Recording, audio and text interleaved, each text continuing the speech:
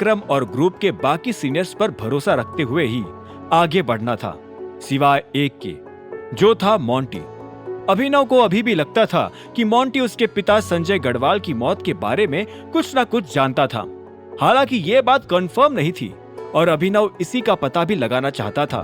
उसके सामने फिलहाल कई सारे राज थे सुलझाने के लिए, लेकिन फिलहाल अंडरग्राउंड रहने में ही उसकी भलाई थी। अपनी गाड़ी लेकर अभिनव भी इमेजिंग सिक्योरिटीज के ऑफिस पहुंच चुका था।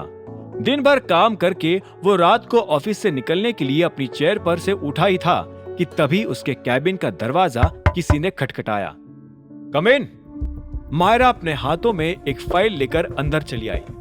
ये एक कॉन्ट्रैक्ट की एक कॉपी है सर, इट इज साइंड। अभिनव ने फाइल अपने हाथों में लेकर पन्ने पलटाना शुरू कर दिए। आधा पेमेंट हो भी चुका है, लेकिन यह अमाउंट कुछ गड़बड़ नहीं है?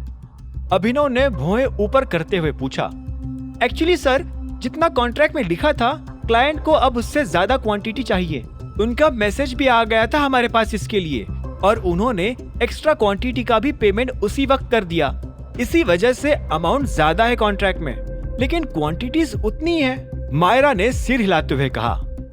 तो फिर उसे कॉन्ट्रैक्ट में लिखना चाहिए था ना। और उन्हें अगर एक्स्ट्रा क्वांटिटीज की नीड है तो हमारे स्टॉक की क्या पोजीशन है अभी? अभिनव ने मायरा की ओर देखकर पूछा। सर, वो उनका मैसेज आज इवनिंग में ही आया था, इसलिए नया कॉन्ट्रैक्ट बनाने का टाइम ही नहीं मिला। और जहाँ तक बात स्टॉक की है, तो उनका जितना ऑर्डर था वो स्टॉक तो रेडी है मंडे को डिलीवर होने के लिए। इस एक्स्ट्रा क्वांटिटी के स्टॉक के लिए फिर से देखना पड़ेगा बस, मायरा ने कहा और अभिनव ने सिर हिलाकर फाइल टेबल पर रख दी। ठीक है, मंडे को देखते हैं फिर।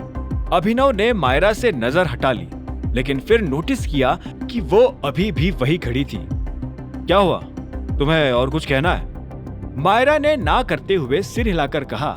नहीं सर, कुछ नहीं, गुड नाइट। मायरा बाहर चली गई और अभिनव भी अपना ब्रीफकेस और फोन उठाकर ऑफिस से निकलकर अपनी गाड़ी की ओर बढ़ने लगा। हालांकि गाड़ी में बैठते ही उसे घर जाने में हिचकिचाहट हुई। उसे महसूस हुआ कि जिस तरह से वो सुबह शर्मिला और अनन्या से लड़ा था, तो वो जरूर ही उसे डिनर नहीं देने वाले थे। ये सोचते हुए ही अभिनव ने गाड़ी अक्रम के रेस्टोरेंट की ओर घुमा ली। डिनर करने के बाद उसने अपने पैसों से ही बिल भरा। वो चाहता तो टाइगर मेंबरशिप कार्ड दिखाकर वहां से निकल सकता था, लेकिन अभिनव उस कार्ड का इस्तेमाल सिर्फ तभी करना चाहता था जब उसकी उसे सच में जरूरत हो। वो नहीं चाहता था कि इस कार्ड को इस्तेमाल कर करके उसकी खर्चा करने की आदत बिगड़ जाए। गाड़ी में वापस बैठते ही अभिनव को साइड मिरर में पीछे एक काली गाड़ी दिखाई दी। उसे याद आ गया कि ये काली गाड़ी तब भी उसके पीछे आ रही थी जब वो ऑफिस से रेस्टोरेंट आ रहा था। पहले अभिनव को थोड़ा शक हुआ, फिर उसने ज्यादा ना सोचते हुए अपनी गाड़ी आगे बढ़ा ली। कुछ ही देर में वो काली गाड़ी भी उसके साइड मिरर से चली गई थी। हालांकि कुछ ही मिनटों बाद वही गाड़ी दूसरी सड़क से निकलकर अभिनव के सामने आकर चलने लगी। अभिनव अब तक अलर्ट हो चुका था। उसे लगा कि ये कहीं ना कहीं देवेन की ही कोई हरकत है। पहले भी उसी ने अभिनव के पीछे गुंडे भिजवाए थे। हालांकि फिर अभिनव ने सोचा कि देवेन फिलहाल खुद अपनी कंपनी को बचाने में लगा हुआ था, इसीलिए वो शायद ही उसे इस तरह से परेशान करेगा। कुछ देर और अभिनव अपनी गाड़ी चलाता गया और हर टर्न पर उसने देखा कि वो काली गाड़ी भी वैसा ही टर्न ले रही थी। उसे यकीन हो गया था कि वो अब खतरे में था, इसीलिए उसने तुरंत ही अपनी गाड़ी साइड में रोक दी और वो बाहर निकल आया। पीछे आ रही गाड़ी भी रुक गई और अभिनव उसके पास अपनी आस्तीन चढ़ाता हुआ बढ़ने लगा। अरे बाहर निकल!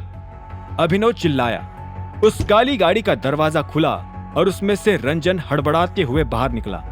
अभिनव उस पर मुक्के बरसाने ही वाला था, पर वो रंजन को देख के रुक गया और इसी वक्त पैसेंजर सीट का भी दरवाजा खुला और उसमें से डॉन हिचकिचाते हुए बाहर निकला। दोनों लोग डरते हुए धीरे धीरे अभिनव के करीब आते गए और फिर उसके पैरों में गिर गए। बस बस! उन्हें देखकर अभिनव चिढ़ते हुए बोल पड़ा। उठो उठो दोनों, मेरा पीछा क्यों कर रहे थे? वो आपसे कुछ बात कर रही थी, डॉन ने हकलाते हुए कहा। उसका सिर अभी भी नीचे झुका हुआ था। अभिनव ने उसे इग्नोर किया और वो पलटकर अपनी गाड़ी की ओर जाने लगा। तुम्हें जो भी जानना था अकरम तुम्हें बता चुका है, अभी जाओ यहाँ से। आगे की कहानी जानने के लिए देखें अगला एपिसोड सिर्फ पॉकेट एफएम के YouTube चैनल पर और द रिटर्न ऑफ टाइगर के सारे एपिसोड्स को सुनने के लिए डिस्क्रिप्शन में दी लिंक से डाउनलोड करें पॉकेट एफएम ऐप।